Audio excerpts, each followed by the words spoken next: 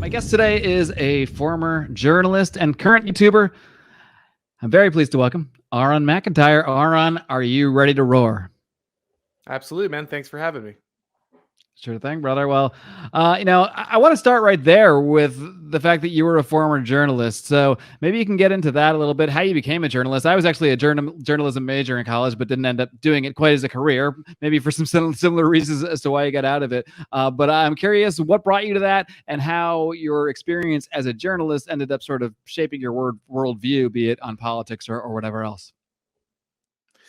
Yeah, so it's something that I'd never expected to do. I was in a weird situation where I kind of fell backwards into journalism. I had always been someone who was interested in politics. I went to school for political science and and worked in kind of Republican politics for a little bit. Nothing big, but I worked in there for a little while. And then a few years down the road, my friend was working at a newspaper and he had edited a few articles that I had written, and his politics guy kind of fell out, and he was the sports guy, and they like forced him to start writing politics, and he hated it. And so he's like, I desperately need to find someone to do this. Do you want to try? Do you want to sit in on a couple of these local meetings and write some articles? And I started freelancing, and then just kind of slowly turned into a full-time thing, whereas I senior staff writer at a kind of local newspaper. And so why are you a former journalist then? What actually brought you out of the industry? Sure. So there's a lot of things. I don't think it's news for anyone who's familiar with the industry that, especially print journalism, is not doing well. Most papers are consolidating. Everything is just kind of an AP wire service reposter with some local stuff on it. And so there's not a lot of future. Basically, you can either get into one of the big, get into kind of the Washington grinder or one of the big outlets, or you can kind of get stuck managing a regional one somewhere. But there's really not a lot of on the ground demand for reporting print journalism anymore. And so it just wasn't something that seemed like a long-term stable career.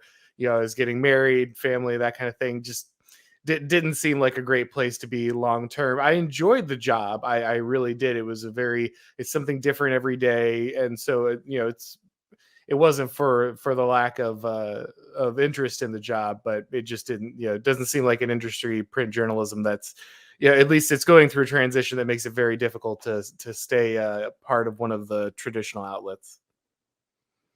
So when did you, coming out of that, when did you decide to start speaking about political theory and such on your YouTube channel? What were your influences that started you down this path of thinking, well, there's not just these other people saying these things out here, whether they're in the NRX area or otherwise? Why did you decide to add your voice to, I guess, this political philosophical realm? Well, like I said, it was just something I was always interested in. And as I had watched the 2016 election, been involved in reporting, kind of seen a little bit, again, nothing major. I was at a local outlet, but just seeing how the sausage gets made, interacting with other national, news media people who would come through and stuff.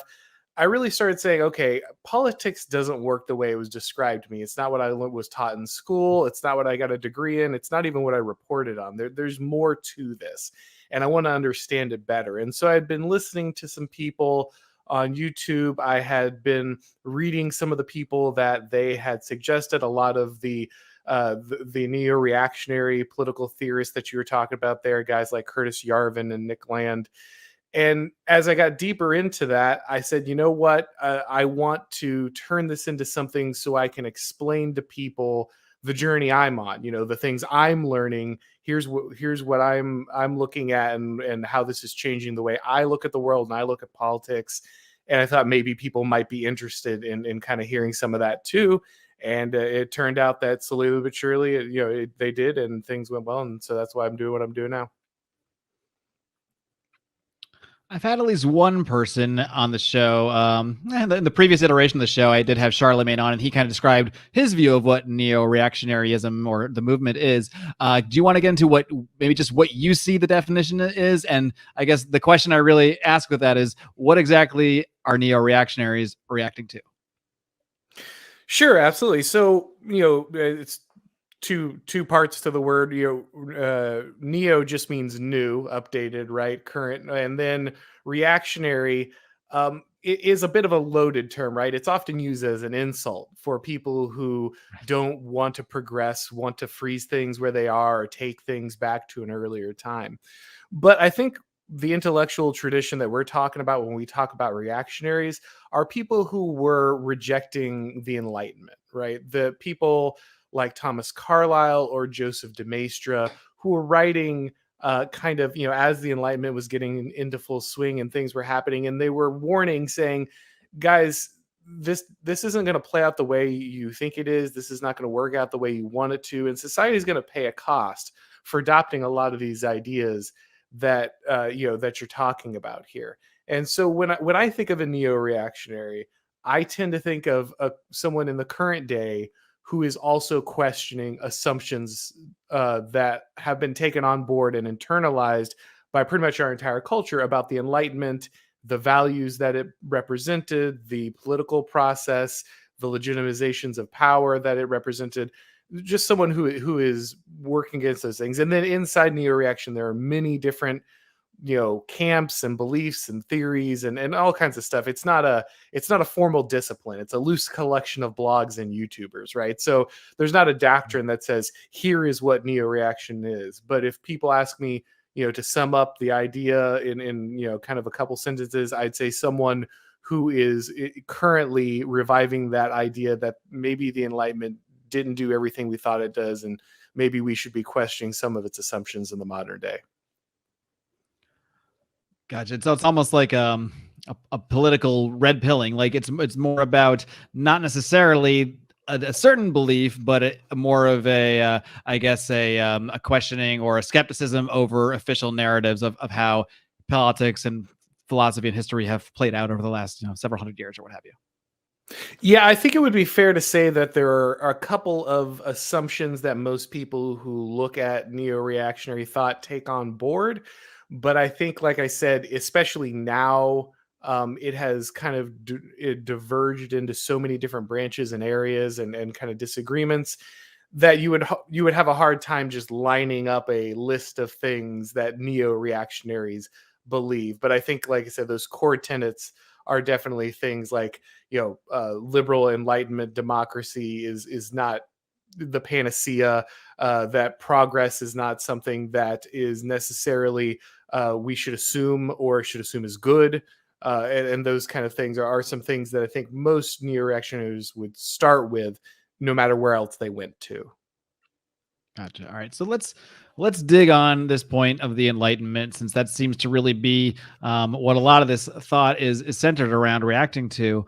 And this is something that's really come up, I think, a lot in at least in the circles I run in. I've been seeing a lot of this talk about the Enlightenment and all the problems that it's caused and how it's led to the liberal disaster of the 20th century. And it's always a subject that I can see a lot of points in, but when I still look at the sort of the overall, at least the grand scope of at least what we're led to believe is what represents the age of enlightenment, the age of reason, the age of following the scientific method.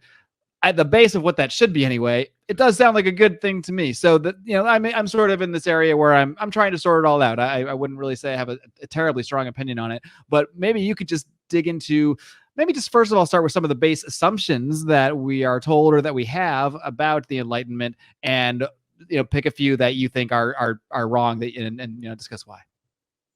Sure. So obviously, if you talk to an academic or a historian, they'll have a particular narrative or idea of what the Enlightenment is. But I think kind of the general popular idea of the Enlightenment, as much as there is one, is that humanity had a bunch of superstitions and a bunch of folk ways, a bunch of traditions, and they were rigid, and power was held by just those with military might, and this kind of thing for most of human history. And then somewhere around the 16ish hundreds, again, depending on who's telling the story, we start to get the scientific method and the scientific age. And this brings about rationality and reason. And instead of basing our knowledge, our understanding of our management of things in superstition and tradition, and the kind of these institutions, instead everything is based in this rational uh, uh,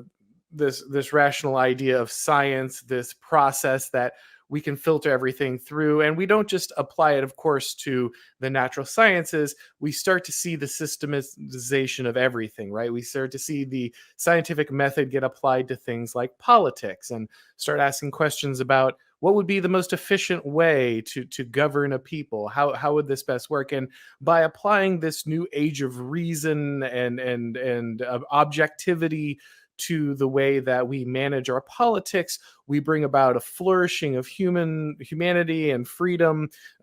Democracy replaces the divine right of kings, the will of the people. This is now the guidance, and the fundamental individual rights of humans becomes predominant over the duty to church or family or state or king or whatever. And this is what creates kind of our new world of innovation and all those things. And we've left kind of all those old human impulses and systems behind, and that's brought us into the new era. And we will continue to progress along these lines until we kind of start perfecting things. Things will continually get better because we will continue to apply this ever refining evolutionary process of science and reason to both, obviously, our technology, but also to our government and the way we manage society. I think that's kind of the general notion most people have about the Enlightenment and its fruits.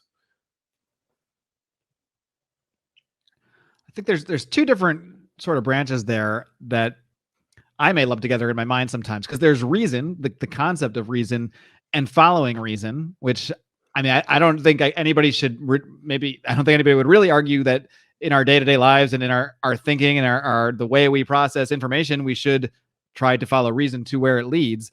But then there's this other discussion of taking the scientific method and just copying and pasting it over politics, or even using it to replace a certain kind of morality. Is that, would you say that's an accurate representation of the issue of just utilizing the scientific method in this other realm of politics?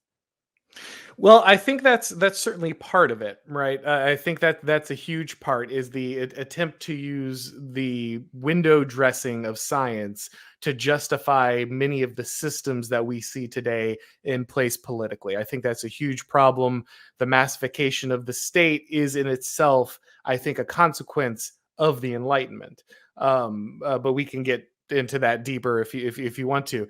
But but also, I think there is a mistake in assuming that humans have become rational beings, and that that our day-to-day positions are based our decisions and positions are based on reason.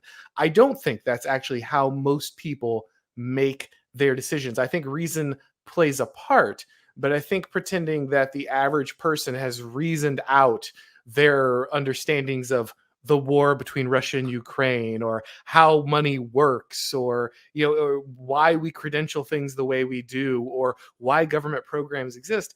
I don't think that's true. I think they receive most of those things from credentialed people who wield power and weave narratives, and those are the things that determine large chunks of our lives. And so I think it's important to understand ourselves, sorry, as both rational beings, but also deeply irrational beings. And when we treat ourselves as only rational, or we assume that we can refine human behavior down only to the rational, that's dangerous, and it leads us to make silly conclusions that I think, unfortunately, are very clear in no offense, the libertarian movement is something that happens. I won't take offense there. You can trust me on that one. Some others might. If there's anything the last 2 years should have hammered home, if it wasn't clear before that, yeah, on a mass scale and even on an individual scale, humans don't necessarily use reason to make their decisions, decisions about what their beliefs are, or what they think about certain current events. Because, like you said, we're not receiving per se information. We're receiving propaganda. We're receiving narratives, and then our mind sort of processes that however it can based on our own presuppositions. So there's a lot to unpack there. What I want to dig a little bit further into is the idea that we, like in our thought, like in your thought process, for example, when you're sitting down and thinking out, your political theories or putting together a video, you are, almost by definition, using reason, or at least attempting, I would say, using reason to put these thoughts together. You are trying to present rational thoughts. I would presume we all want to present rational thoughts, even if within that we still have this knowledge that on a day-to-day basis, with so much we do in life, we're maybe just acting emotionally and trying to fill in the reason, on the back end. So I'm just, what I'm trying to filter out here is, I guess, the difference between, yes, I think we can look at humanity and say, like, clearly humans are not like using reason as their primary method. And so certainly, to whatever extent the Enlightenment would have claimed, or people that support the Enlightenment would claim that it accomplished that, I couldn't agree more. So I think the question goes down to, what should we be believing and how should we be arriving at those conclusions? So would you argue that we should, even if we don't, or even if we can't, should use reason to arrive at, say, our morality? Or is that the problem? Is the problem that people are trying to rationalize a morality? And then that's when we run into trouble, which the Enlightenment might have pushed out previous methods or what have you that people, came to or accepted as certain moral codes. Yeah, I think that reason is obviously going to be a useful tool. None of us can escape it. Pretending, even if we aren't being rational, we feel it necessary to filter our decisions through the kind of laundering mechanism of rationality, right? So that's always going to be a part of it, both genuinely when we are using reason, and even when we're not, we feel the need to invoke reason as a final decider as to why we made a decision or a justification. As children of the Enlightenment, we just can't escape it. I do it all the time. It's going to happen to everybody. So I don't think we can escape reason, nor should we, right? This is not me saying reason is bad. The point is, as you said, trying to assume that we can a priori reason, construct a morality and a system of being solely from reason by taking the evidence and working out all the best formulas. We can just apply it to a spreadsheet and then shake out the way that life should be structured, government should be structured, society should be structured. That's a dangerous idea, and it's one that, as much as we as much as we see all the other things that are coming into the discussion in kind of our popular culture about how our morality should be based, that's still the core argument, right? So often is like, well, this is the best thing for it's utilitarian but somehow the values are always based on also my morality, right? And so that is so often the way the decisions are made and the way morality is justified. And so I think we really have to start understanding that no one's morality is entirely constructed out of reason, and to approach morality, and because morality has to in many ways be the basis of most decisions about things like government, to approach government and those kind of things through that lens, I think is dangerous and leads us into many of the mistakes that Enlightenment liberals make when they're trying to discuss things, pretending that there are things like objective policies that the government puts into place. I think it is a common mistake that we get when we assume that these things can be just constructed from the ground up by reason. All right, gang. Well, one thing you can follow logic and reason to is that you should definitely be supporting this, your favorite podcast network, in any way you can, because this is what we do. This is what we're trying to do. This is what I'm personally trying to do, make more of a living out of.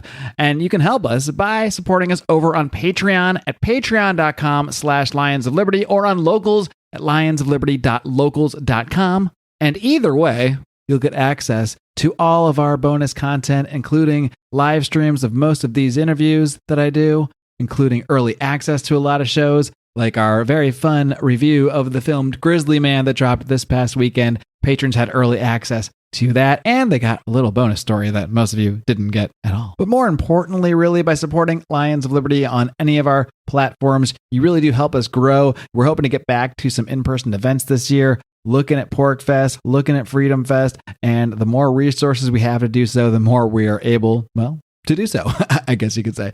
So we really do appreciate this show. Has always been funded largely by the listeners. We occasionally have sponsors like you'll hear later today, our friends at Paloma Verde, but by and large, the show has always been mostly funded by you guys, by the people that support what we're doing. So if you like what we're doing here at Lions of Liberty, if you like my new direction, the best way to support all of that is at patreon.com/Lions of Liberty or lionsofliberty.locals.com.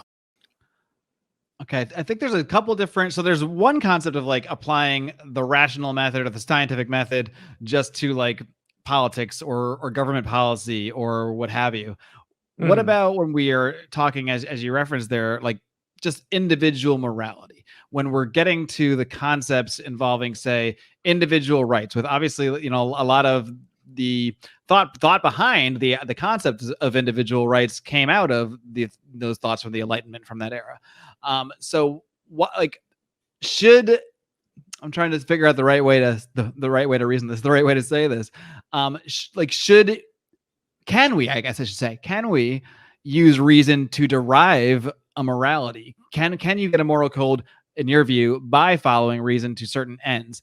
Or, and if not, so how should humans come to a moral code? How should they come to a moral understanding? Because when I look at morality, at the end of the day, I think I can reason out, even if I might have something beyond that I believe in or what have you.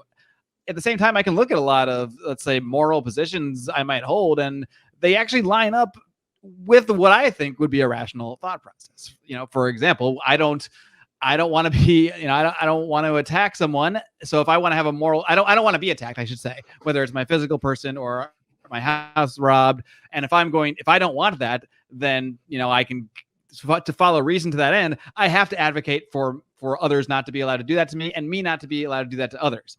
So it's not a moral code, but I can see ways that I can follow reason, and it lines up perfectly with a moral code, if that makes sense. So I guess, how much do you see the necessary separation of following reason for developing a moral code? And if we should be disregarding reason, or to whatever extent reason should be set aside, how should people derive a moral code? Sure. So I think assuming that you can reason your way to moral code is really dangerous on a lot of levels, right? And there's many different examples of that. For instance, and not to go directly to mid-century Germany, but you know, that's a very technologically advanced people. Like, that's a very reasonable people for that time, right? These are extremely industrially advanced scientific people.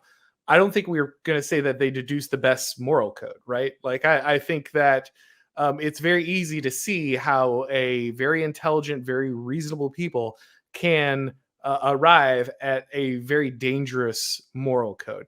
I think also, assuming that we can reason our way to morality leaves out a lot of understandings of community, right? So if you're individually trying to say, well, I want a reciprocal behavior, so I can reason myself into why I should do this because I want to see other people do that. Well, that's great, except that's not how society works. That's not how families work, right? You have to sacrifice. You have to do unreasonable things.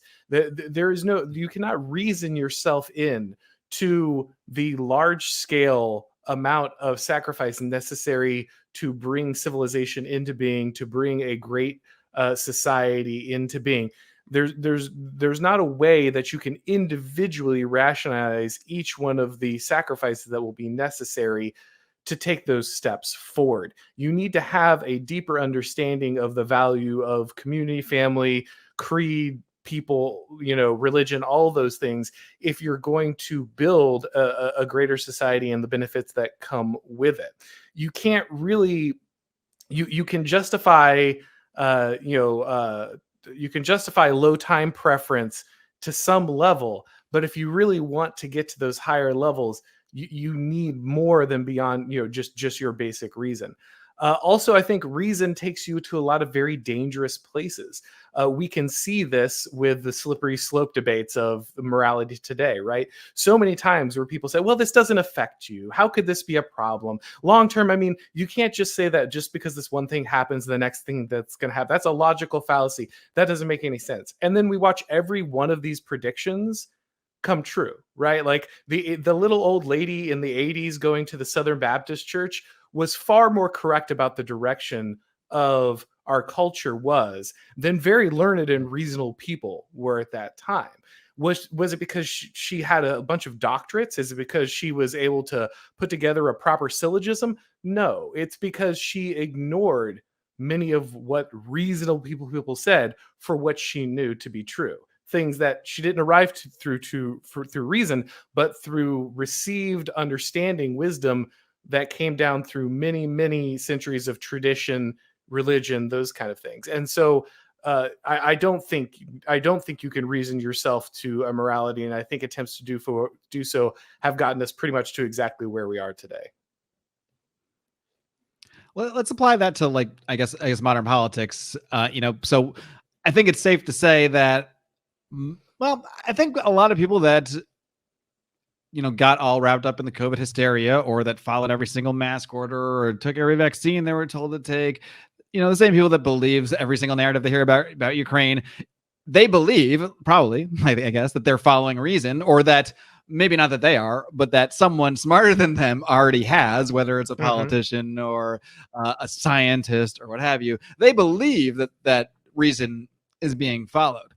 But I think many of the people that really saw this stuff coming, yes, I think you could break down all the reasons that those scientists, those politicians, etc., were not actually following reason. For sure, they were not actually being rational, but they were doing things in the name of reason. I guess I should say they're giving actually using reason, actually attempting to be rational, a bad name.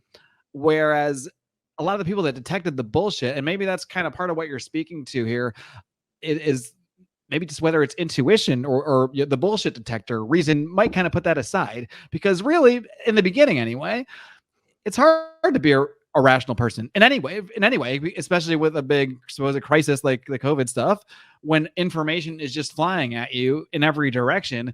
I don't know how any one person could necessarily process all of that information and determine what the exact rational course for them or for others to take is. But a lot of people were able to sniff out the bullshit and able to say, this just smells wrong, and maybe I can't draw a line from A to B to C and spell out exactly what's wrong about it.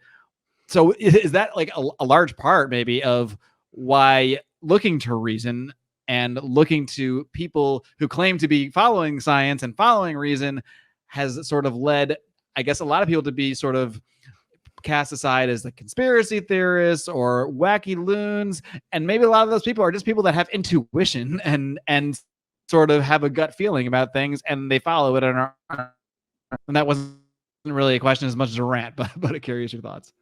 No, I think in a lot of ways that's accurate, right? Like we have these people who were enshrined as the arbiters of reason, right? Doctors, scientists, media experts. These are the people who disseminate the information. They're the ones who have the credentials. They're the ones who have published papers, peer review. They had the big foundations. Like they are the ones who are if there's anyone who should be rational and reasonable, it's them. That's why we entrust them with so much power, right? This is the nature of our technocratic government. There's always an expert. There's always someone who has acquired enough specific knowledge in order to operate the machine better, and you should defer to them, right? That's a big part of modern life. No one fixes their own car and their own house and like milks the cow and bakes that. Like you don't do the majority of the things in your life. You farm them out to people who do them for you because they have the expertise, right? That's the reasonable thing to do. It's a rational thing to do. Why operate something when someone who is far more learned in it and far more an expert in it, why not let them handle it?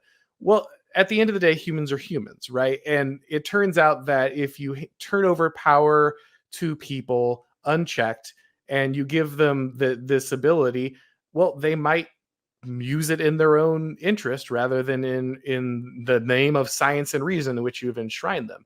And so, yeah, I think there's a large, I say this all the time on Twitter, right-wing anons who are calling out all these things about COVID and predictions and pandemics and vaccines and all this stuff. Alex Jones himself, they're not prophets. They don't have any magical ability, but what they have is the ability to say, all the people who hate me are doing this. And I don't care how rational they are. I know that these people don't have my best interests in mind. I know the people who do have my best interest in mind don't like what these people are doing. And I'm going to look into this. And there's a rational element, to be sure. But I think there's also a very instinctual element to that, a very political element, the political animal. And also, again, not so much in the COVID, but in other areas, tradition, knowledge that has been handed down through religion, through folkways, through literature, through things that are building blocks of culture that enshrine lessons, valuable lessons your civilization has learned over hundreds or thousands of years. Those things guard you against these faddish claims of experts, right? And if you turn those things over and say, no, those things can be abolished in a moment because someone comes out and says, men can become women, well, then you're destroying something far deeper. That's not just, I don't think calling it just reason is enough. It's something more. It's something more valuable in the moment, because reason will lead you to experts who will tell you it's fine to lock people in their house for 2 years. But everybody who's really has any tradition, any knowledge, any understanding, and any instinct knows better, right? Well, you know who else knows better, gang? It's our friends Carlos and Vanessa Ablar of Paloma Verde CBD. What'd you think of that transition? Slightly awkward, maybe, but they do know better. They know best when it comes to CBD products. They know best how to get those products straight to your house for free. Free shipping over $75 for any and all of their products. And you also get a 20% discount when you use discount code ROAR at checkout. These guys have it all. You got gummies, you got salves, you got CBD for your pets.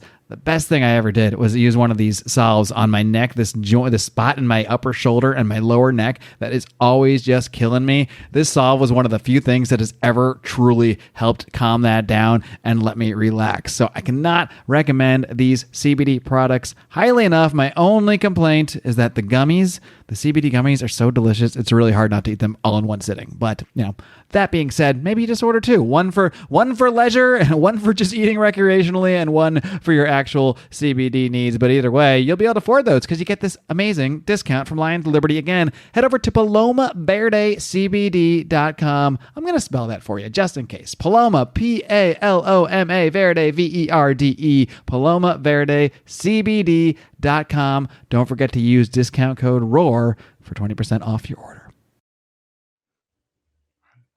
And one thing you brought up there and mentioned a few times is the concept of sacrifice, for example. And yeah, I don't know if like a mathematician or a scientist would ever sit down and like do all the charts and then be like, oh yes, it appears that man should sacrifice to achieve X and X, Y, or Z end.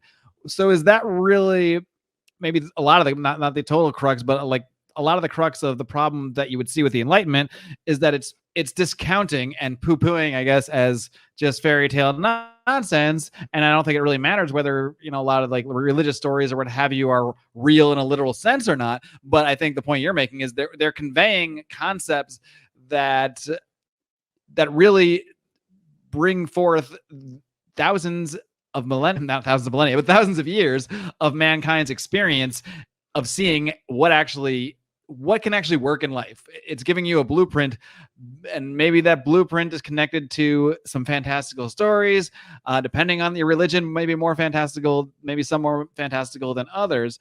But the point being, they're conveying lessons about life that maybe you don't necessarily derive from, just from being in, being in a laboratory or what have you, such as the concept of sacrifice and such. And especially when it comes to, even more so, I think, beyond like the individual and the family thriving, how civilizations thrive, when people do have a common purpose, when people are willing to sacrifice for their neighbors and their communities and their families, and that essentially makes the whole community stronger. So would you say that is one of the bigger criticisms here, is that it's not that it's incorrect to follow reason, it's incorrect to remove these very wise sort of blueprints or codes or whatever, guidebooks, whatever you want to call religious and cultural texts over these years. It poo-poos them and sort of shuts them down with this concept of reason sort of being the new God in some ways. Yeah, and again, just to reiterate, I'm not decrying reason. I'm not saying you don't use reason. I'm not saying reason isn't valuable. We would be having this discussion the way we're having it if we weren't trying to reason together, right? So it's not a battle of either it's got to be this mindless superstition or reason. The problem with the Enlightenment and the assumption and kind of what got onboarded is that there would be this separation between reason and narrative or religion or tradition or whatever you would like to call it, however you would like to talk about that embodied collective understanding of humanity. These things that were not separate domains before, kind of the Enlightenment. These were not vastly different things. These were things that were part of a holistic life. The trick that we play on ourselves is thinking that the Enlightenment split these things apart and created a situation where reason could just reign supreme without needing anything else. We talked about sacrifice, and you're right to say that religion or folkways or the narrative aspect of being allows people to make important sacrifices for civilization that are, just fundamental. That's absolutely true. But let's not pretend for a moment that the age of the Enlightenment didn't bring about itself new gods with which to sacrifice to, right? The first thing they did was get rid of the cross in Notre Dame and crown the goddess of reason, right? That's the first thing they do is start basically Literally worshiping reason. Yeah, that's not a metaphor. That's an actual thing they did, right? And so humans are deeply narrative religious creatures. You will worship something. It will happen. You might be worshiping God, you might be worshiping, reason, but you will worship something. And so there were many things that were sacrificed for, millions of people were sacrificed on the altars of liberalism. Whether you look at the mass conscription is a Enlightenment development, right? It's not until we see liberal democracies that we really start seeing this mass mobilization in modern times. Now, obviously, modern weapons also contribute significantly to those death tolls. But that kind of total war and that total conscription, mass conscription, those things are based on the ability of governments to summon the will of the people, right? If you're the king, you can only ask so much of so many. You're still one man. You may have much power, but you still have to make deals with people. When you are speaking in the name of the people, when you are ruling in the name of the people, you can ask pretty much everything from everyone, and they did. And so their sacrifice didn't go away. The people who are doing insane things to their children because the state school and the TV tell them to today, they're sacrificing something, to be clear. Sacrifice is not God. We just changed what we're sacrificing to. Yeah, you mentioned the concept of worship there and how we're all going to worship something. And I wrote about this fairly recently on my Substack because in another life, a previous life, I guess this is an extension of that life. I was a rabid Ron Paul supporter. I mean, I still like Ron Paul a lot, but I was an insane person, the kind of person that would spend all day posting Ron Paul videos, telling everyone on Facebook they have to vote for Ron Paul, arguing with people in the comment section. And I don't think it's a coincidence that at the same time I was becoming this evangelist for this cause, and this person was at the same time that I was the most atheist I could ever be. And I had rejected religion in every way, shape, and form. But I was still worshiping something, and I was worshiping like a maniac. Like, I mean, it was really something that was filling my spirit. And I literally did see it as a mission. And I think looking back, I can so much see how that became my identity. Because at the end of the day, we're all searching for our identity. I don't know why it's ingrained in our. I know why, probably because it helps our survival to have an identity and to convene with others. So if that identity is not the religion you're raised in, or another religion, or some other type of community, you can pretend you're a nihilist or whatever. Well, you'll probably get involved. You'll probably be really big on the nihilist community, and you'll probably never shut up about it because now you're worshiping nihilism. So I think there's really is no way to escape it, and I think it's not a coincidence that as I've become less atheist, I guess you might say, the less I have clung to other identities I held to before, particularly political identities. Yeah, no, I think that that's absolutely correct, right? And this is why I always have a problem with kind of the new atheist IDW types, right? Is they'll look at kind of the current fads, the wokeness in politics, and they'll say, well, this is just religion. It's just a new religion, which is true. That part is true. They're right about that part. But they'll say, so the problem is just that it's a religion, and we just need to get rid of it like we got rid of Christianity. And then everyone, once they escape the grips of religion, will be able to go on and have fully realized and rational lives and never need this foolish thing again. But like you said, people crave identity. They need it. It's literally what gives your life purpose. It's what allows people to continue on through the suffering of life. If you do not have some kind of identity and community and a metaphysical understanding, whether you call it metaphysical or not, which undergirds your ability to deal with the difficult things of life, then you will collapse as a human. It's just impossible, and you certainly won't coalesce as a society, a civilization of people, or even form families, right? And because of that, you're never going to escape this. So the idea that we can just shift away from religion in any facet is always a mistake. You're, like I said, you're always going to worship something. Something will always define your identity, define your life, define your understanding of good and of being and community. And if it's not going to be a traditional religion, it will be one you have constructed for yourself, or more likely, the most likely thing, someone else has constructed for you under the guise of progressivism or rationality or whatever it might be. And that's how you get people just vociferously proclaiming that you must talk to fourth graders and above about sex because it's a moral good, and that they're worshiping this other religion that was crafted for them in this case. Something you mentioned earlier that I want to circle back to is how you see the Enlightenment also as being responsible for the growth of the state. And I guess if you probably just look at charts and graphs, that probably is true. I mean, we have the biggest government we've ever seen in our lives, the biggest debt we've ever seen in our lives, but in human history, the biggest debt we've ever seen in human history.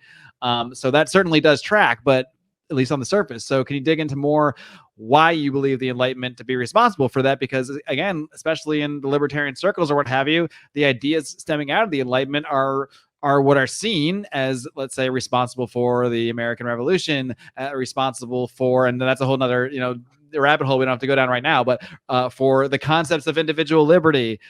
So where's the disconnect there? Why do so many people believe that this thing that is inspiring people to at least believe in concepts of individual rights, of natural rights, and this sort of thing, why is that actually leading to a larger state, which in theory those same people would abhor the most?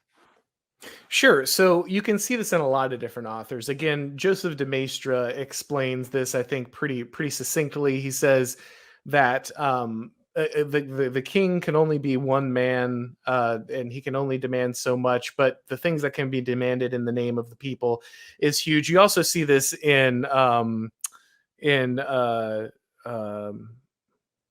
sorry, another French author whose name is escaping me.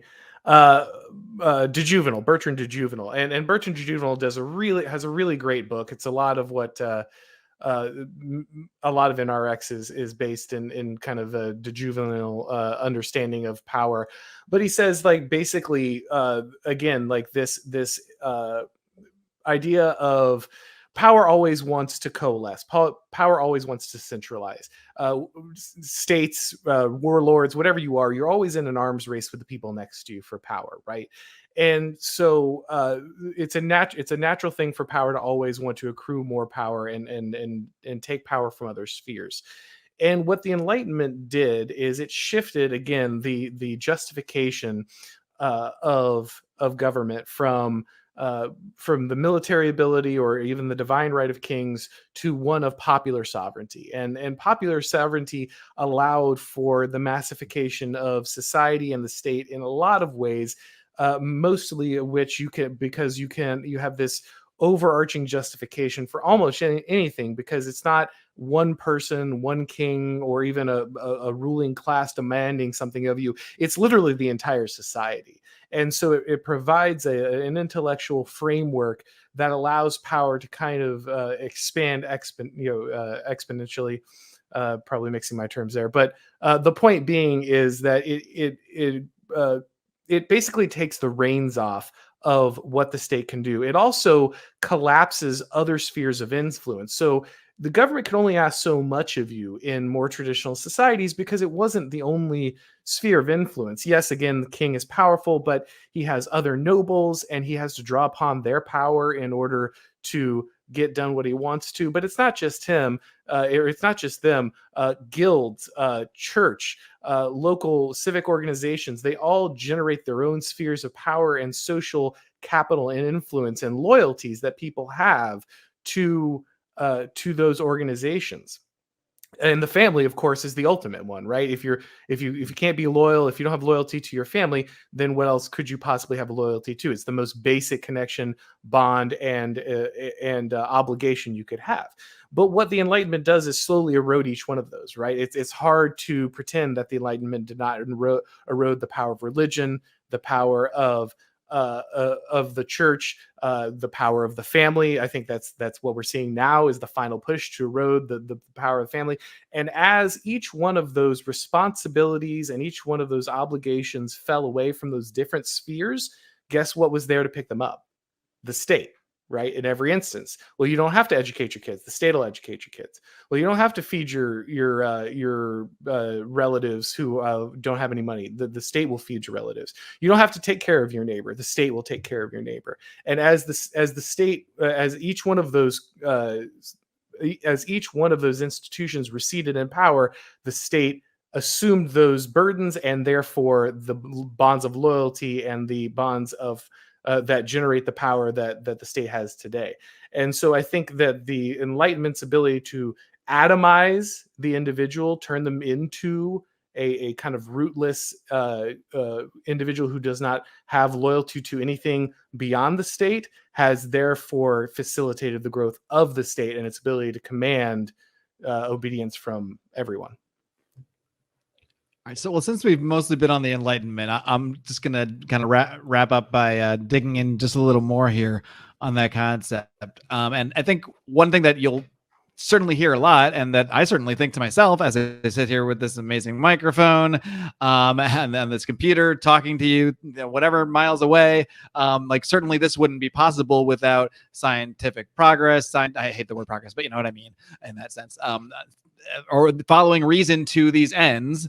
To give us the great medical technology. I mean, it's quite possible that if we didn't have certain technologies, quite probable, you might even say, you and I wouldn't be alive today. So I guess my thought on this is, while agreeing with all of your criticisms of what came out of the Enlightenment, is it fallacious to look at the light? Not fallacious, but is it? We can look at history and the concepts we bring out of it in many different ways. So, like, just for example, I guess if we can look at Thomas Jefferson and be like, Thomas Jefferson was one of the worst human beings that ever lived because he owned slaves.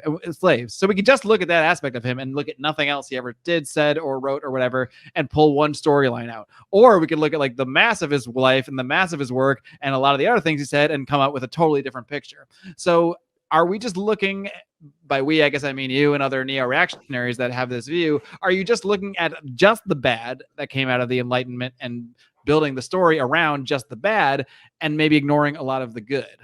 Or is it really that bad? I guess, or I mean, do you really think that even, or I guess part of that question would you even concede that following reason and the age of science or whatever it may be led to this greater technology, or do you think we would still have these developments without that necessarily having that same philosophical age?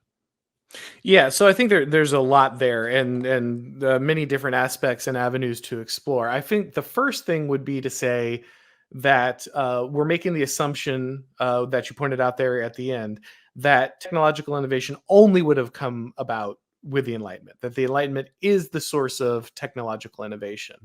And I don't think that's true. I think it's definitely a catalyst, right? I think the refinement of the scientific method itself can't be undersold. Well, it can be. It can't. We can't pretend that did not have a revolutionary impact on technology, right? But it's not like technological innovation hadn't come before. So in many ways, what we're looking at is, did this process itself accelerate things? I think that answer to that is yes. But did simply time in some ways compound uh, the, those discoveries? I think that's true as well. I don't think we would have gone as fast and as far as we did without the Enlightenment. But I don't think that we would be sitting around a campfire, hunting dinosaurs either. I think there would be somewhere in between there. The other question we want to ask ourselves when we look at the whole thing this way is technology forever? Right?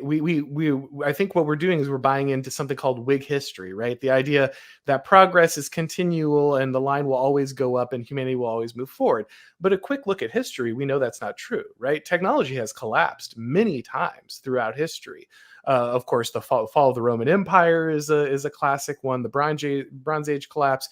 And there are many other times where developments, scientific innovation, technology is lost for hundreds, maybe even 1,000 years, until someone comes back over maybe and rediscovers, or comes at it a different way.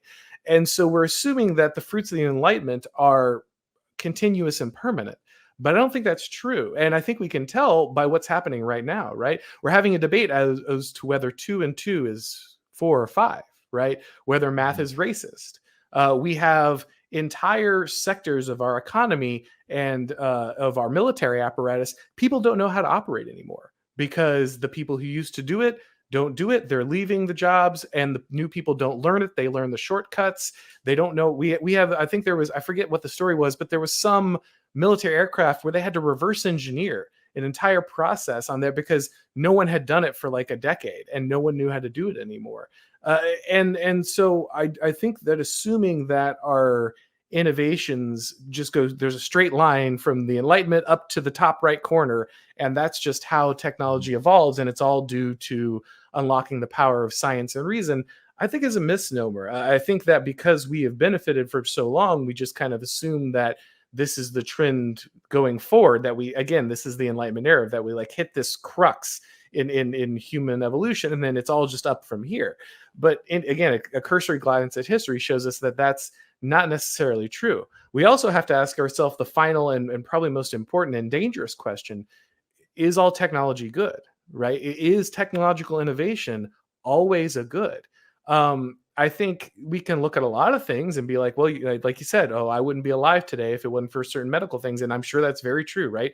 A vast or a large chunk of the population, probably including at least one of us, wouldn't be here if it wasn't for medical technology, right?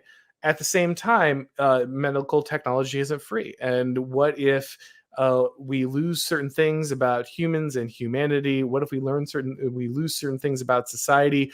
What if terrible and awful and disastrous things come from technology? I mean, of course, science fiction is full of this stuff, right? AI and every AI story ends with these guys turning on us and wiping out humanity. Yet still, all we can do is run as fast as we can towards this, even though all we can imagine is terror at the end of this process. It's a horrible visualization tactic. Like, we only envision this turning out bad, and yet let's go for it. All we do is sprint at it full speed, right? I mean, look at the current pandemic. It is very likely that the pandemic occurred because we were dead set on doing research that was just always going to be terrible, right? Like we paid probably and financed the development of pathogens just to see if we could solve the problem, and end up creating something far worse. So the idea that that technology and those kind of things will always be worth the trade-off, I mean, we've won that bet kinda so far, but we're definitely getting to the point. I mean, the fact that we started developing weapons that could wipe off every living thing on the face of the earth was probably the turning point where where we could say that maybe there is a cost that's higher than the benefit. We saved, millions of lives through medical technology. Okay, well, we could also wipe out billions with the wrong string of codes, right? And so Mhm. I think there are a lot of assumptions baked into the idea that we were always going to arrive at this point as long as we stuck with the Enlightenment, and that the benefits are always there, and that those things should be the highest goal and the things that we're willing to sacrifice for. Yeah, I suppose if it's just technology for the sake of technology without some kind of moral code behind it, without the right people following the right morality, then technology for technology's sake, I mean, it could be way worse than if we didn't have it. Like you said, if this all ends in a nuclear exchange, yeah, maybe it's cool that we got to be born, but it didn't really work out in the end. So, Auron, this is a really great conversation. This is the kind of stuff that I really enjoy digging into. So I'm glad I was able to have you on here and pick your brain on a lot of elements of these conversations that I've heard, and a lot of the questions that I've had about it. So if other people are listening right now and they are equally intrigued by the kind of stuff you're talking about, want to find out more, where can they follow all your work? Sure. So I'm Auron MacIntyre on YouTube. You can just Google it; it should come up. And then I've also got Rumble and Odyssey channels if you prefer to watch on an alt tech channel. I've also got Twitter, which is where most people know me from at this point, and a Gab. So you can look at all those different places if you're trying to find my work. I do a lot of edited video essays, and then interviews and live streams as well. Awesome. Well, Auron MacIntyre, thanks again for coming on the show. Keep up the great work. Keep on roaring. Thank you, man. Appreciate it. All right, gang. I hope you enjoyed my conversation there with Auron MacIntyre. You can find his work over on YouTube. And this is, like I said, this is something that's been talked about in, I guess, circles I run in, you could say, lately, the Enlightenment and its actual effects. And it's a conversation that's actually sparked a lot of thought between myself, between some other people I know. And it's definitely a conversation I plan to be trying to continue in some way, shape, or form, not just the Enlightenment per se, because, looking at history, we can all look at history in various ways, but more the concept of reason, using reason. What does reason mean? Can we find an argument for liberty, for protecting natural lights through reason? I would argue you can. Auron would argue you can't. But nonetheless, I really find this conversation intriguing. And if you do as well, please consider supporting us. You have so many ways to do so, either at Patreon, patreon.com/Lions of Liberty. If you're a Patreon adverse, locals, lionsofliberty.locals.com. Help us do this full time. Help us break away from the system ourselves. Help us achieve more liberty. You can do that by supporting us in various different ways. Of course, you can also just support us directly with one-time donations at paypal.me/Lions of Liberty. Of course, if you want to follow my writing, you can do so at Substack.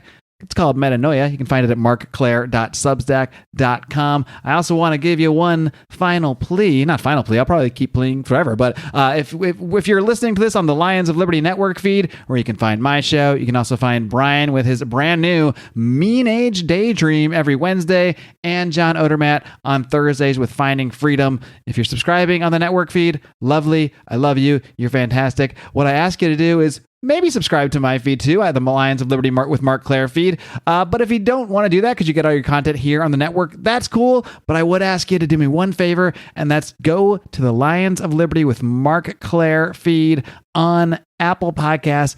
Give that puppy a 5-star rating and a great review. That'll really help me out to grow that feed. Of course, we're all trying to grow our shows individually as we do so within the network as well. So however you want to support us, there are just so many options. However you want to support us, however you want to listen to us, and you get access to all sorts of, early access to my interviews, in the Patreon and the locals, as well as tons of bonus content. We are now doing a monthly Ask Me Anything with the hosts. We're going to rotate in some of our reoccurring cast like Howie, JB, Rico, some other friends of the show. And once a month, we're going to all get together and have a good old jam session just for our patrons, just for our local supporters, for the pride. Because we don't really used to do shows like that a lot. Now we've all kind of gone in our own directions, and we don't do those group shows too often. So you'll be able to find those behind the paywalls by supporting us on Patreon or locals. And that's all I got this week, but I have a hell of a lineup coming up in the next few weeks. And heck, I may as well just preview them now. I'll be speaking to Don the Pleb from Pleb Media, hilarious and insightful YouTuber. I'm also going to have Jay Dyer on the show. A lot of you guys are out there are a fan of his work. I'm also going to have Andrew from Popular Liberty back on to delve into his GOP strategy. So that is a little preview of the next few weeks here on Lions of Liberty, but you can hear it all early by heading over to Patreon, patreon.com/Lions of Liberty. Locals, I'm saying it a lot, lionsofliberty.locals.com, but it's because, well, sometimes you just got to keep saying something and beating it into your skulls until you go ahead and do it. But either way, I'm so happy to have all you guys here roaring with me every single Monday. And until next time, my friends, live long and live free and live free and live free and live free.